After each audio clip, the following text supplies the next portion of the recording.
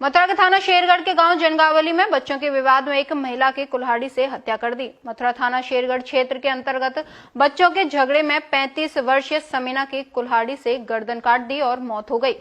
बताया गया है कि समीना गांव जनगावली की रहने वाली हैं। समीना के बच्चे और पड़ोस के बच्चों में झगड़ा हो गया।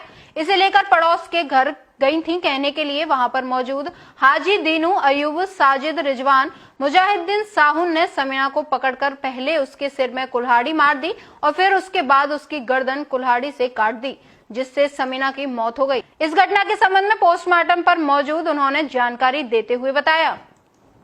सर, घटना ये हुई थी, बच्चे खेल रहे थे उनके वहाँ पे, जो हमारे भी बच्चे थे और उनके भी बच्चे थे, एक ही जगह खेल रहे थे उनके घर के पास।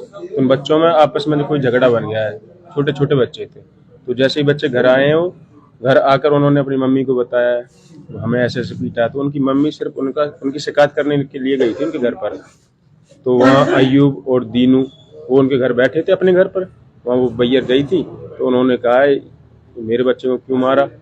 उन्होंने गालियां वालियां दी और कहा इसको पकड़ो मादर चौधरी को और इसको मारो, ये बच के न जाए। जो फिर जो वो है रिजवान और मुजाहिद है जिसका नाम, जो लड़का था, उन्होंने दोनों ने कुल्हाड़ी से उसकी गर्दन पर वार किया और सज्जाद में उसे पीछे से पकड़ा।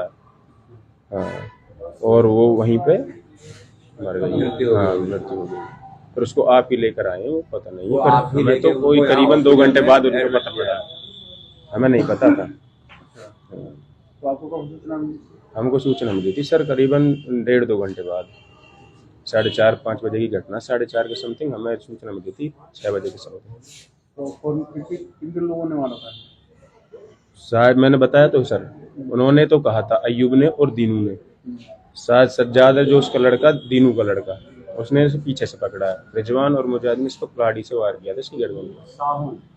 तो कोई दुश्मनी थी क्या था? नहीं सर, कोई दुश्मनी नहीं थी, बच्चों में लड़ाई हुई थी, छोटे मोटे बस। सभी एक ही मिलकर खेल रहे थे, उन्हीं में सभी। तो आप क्या चाहते हैं?